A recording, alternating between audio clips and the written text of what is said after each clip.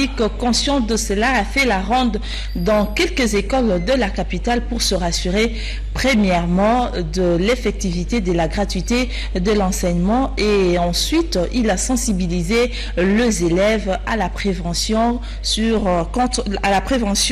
au coronavirus. Et chaque jour qui se pointe est une opportunité pour le ministre en physique au lycée Bosangani dans la commune de la Gombe en est une illustration. Ce contact avec les responsables de cet établissement scolaire est à la fois un réconfort moral, bref, ça signifie être à l'écoute des enseignants. La gratuité de l'enseignement, qui est une réforme importante, que le président de cette gratuité, et voir aussi les conditions dans lesquelles les enfants étudient. Après Bosangani, le ministre d'État Willy Bakonga a pris la direction de l'école primaire Saint-Michel à Bandalungwa. Même exercice, contact avec les enseignants, prendre leur desiderata.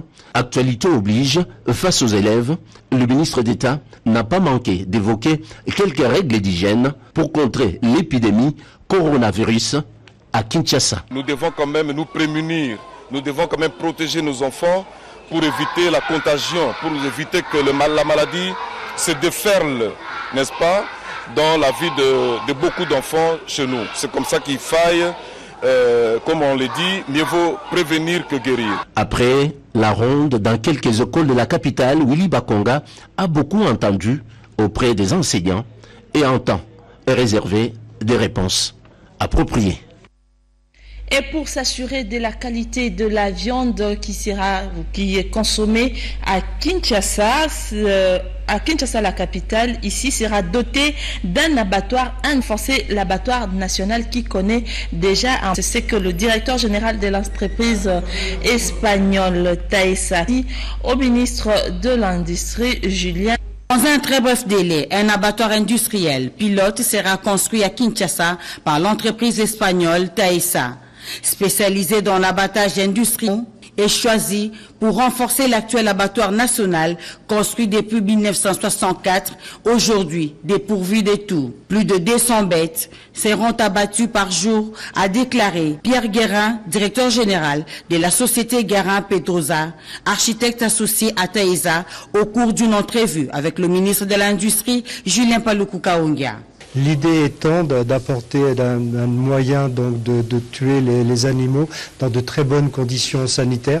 Donc son Excellence est intéressée par cet équipement parce que c'est un moyen de valoriser la filière viande, apporter de nouvelles méthodes donc d'abattage, apporter des meilleures conditions d'hygiène, de conservation de la viande. C'est un moyen, ça peut être un moyen de structurer cette filière, y compris la filière de l'élevage, voire peut-être éviter des importations et valoriser le potentiel. Julien Paluku Kaongia en a profité pour annoncer la création dans un avenir proche d'une commission des experts du ministère de l'Industrie, des Pêches et Élevage, des conformités et aussi pour accélérer l'exécution de ce projet pilote. Un projet qui s'étendre dans d'autres provinces, notamment le Nord Kivu, le Sud Kivu et l'Ituri. Vous le savez que votre chaîne consacre tout le mois de mars aux activités de la femme. Aujourd'hui, votre rédaction vous propose cette réflexion sur la femme rurale qui tout son temps, si pas toute sa vie, pour la judiciaire pour l'extradition des auteurs des crimes à la ministre d'État, ministre des Affaires étrangères, Marie Toumba Nzeza, par 3 ambassadeurs, celui de la France, de la Belgique et du Sénégal. Ces émissaires invitent la République démocratique du Congo à s'associer à cette initiative dont les négociations démarrent bientôt et qui est soutenue par 69 pays à travers le monde. La chef de la diplomatie congolaise leur a promis que le gouvernement congolais examinerait cette... Dans un autre décor, c'est la signature d'un protocole d'accord entre la ministre d'État, ministre des Affaires étrangères, Marie Toumba Nzeza, et Trat Aton, directeur pays du programme for Appropriate Technology on Health, PAT en sigle. En effet, PAT travaille dans plus de 70 pays répartis dans tous les continents. En République démocratique du Congo, PAT est présent depuis 2009 au programme d'amélioration de la santé des populations dont les projets VIH intégrés au Congo, projet TRIP et LIM engagés dans la lutte contre la trypanosomiase humaine africaine, soit la maladie du sommeil, projet Malaria Care engagé dans la lutte contre le paludisme. Réflexion de votre rédaction de la radio-télévision nationale congolaise sur la femme rurale qui consacre tout son temps, s'il passe sa vie à donner, s'il passe sa vie à l'ai-je dire, pour sa famille et le pays. Consacre tout son temps à travailler la terre, à chercher de l'eau et du bois. Malheureusement pour elle, la terre dont elle prend tant soin n'est pas sienne car elle n'a pas accès à la terre en tant que propriétaire. Cette femme rurale, qui mérite pourtant une attention particulière de tout auquel elle fait face. Pas d'accès aux soins de santé appropriés, faute de moyens suffisants et infrastructures. L'accès à l'éducation lui est difficile car très jeune, elle doit déjà se préparer à une vie de mère et de femme au foyer. L'eau potable et l'électricité sont des denrées rares pour elle. Et aujourd'hui, à l'heure des nouvelles technologies de l'information et de la communication, la femme rurale demeure encore dans l'archaïsme avec des outils de travail rudimentaires. Si une bonne partie de sa production sert à nourrir sa famille, une autre partie finit à la poubelle, faute de voies d'évacuation vers le centre de consommation. Et pourtant, une journée lui est entièrement consacrée sur les 365 jours. Le 15 octobre, c'est la journée internationale de la femme rurale avec toujours un thème international et national. Au menu de ces célébrations, des discours, scénettes et autres activités. Loin des besoins sociaux des bases essentielles de cette femme, la suite, nous la connaissons tous.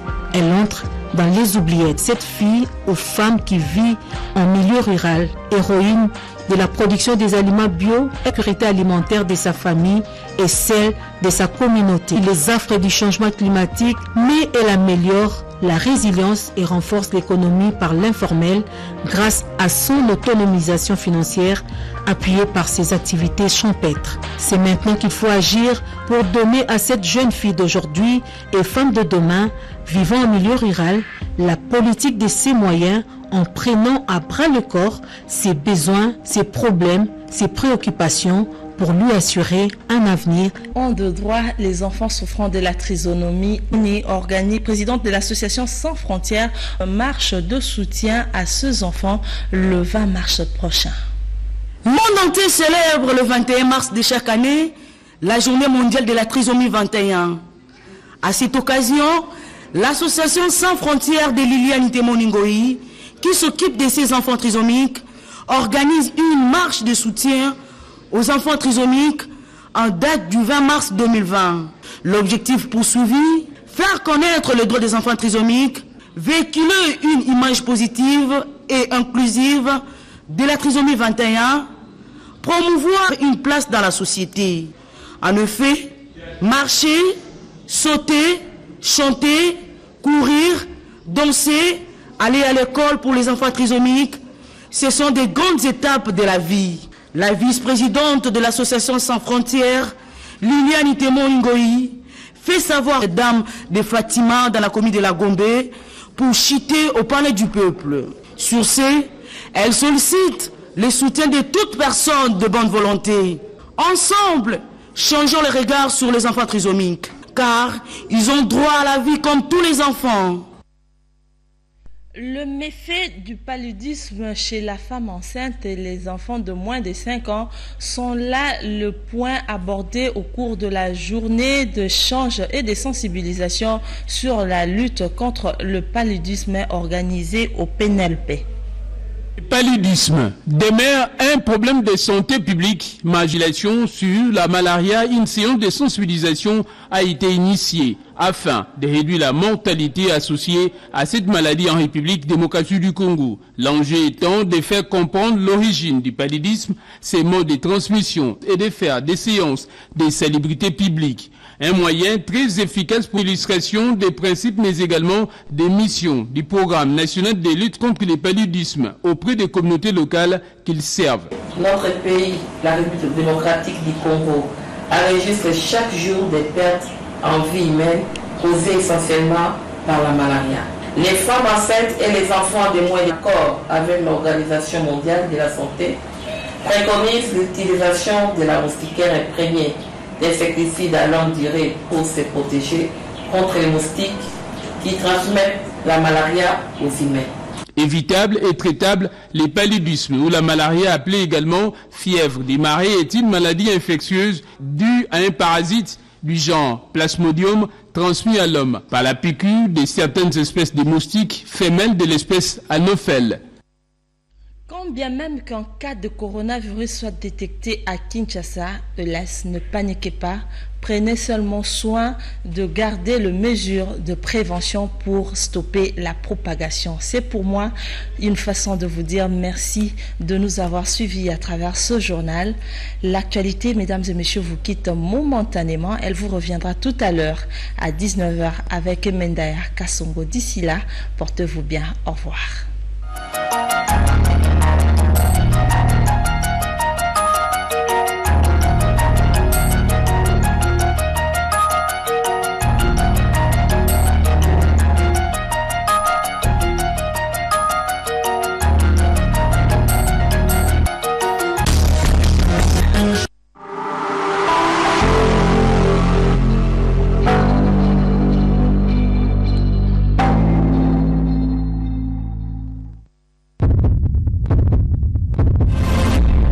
Eshima, votre magazine qui bat au rythme de l'actualité.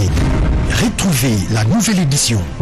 En 6 mois de mars consacré au mois de la femme en RDC, Eshima Magazine vous fait découvrir un ovni politique noté pour la jeunesse. Culture, Mwanamkazi et statut familial particulier. Retrouvez l'intégralité du magazine Eshima dans les kiosques. Eshima Magazine, de nouveaux standards d'information. Article et camarade chic. Il y a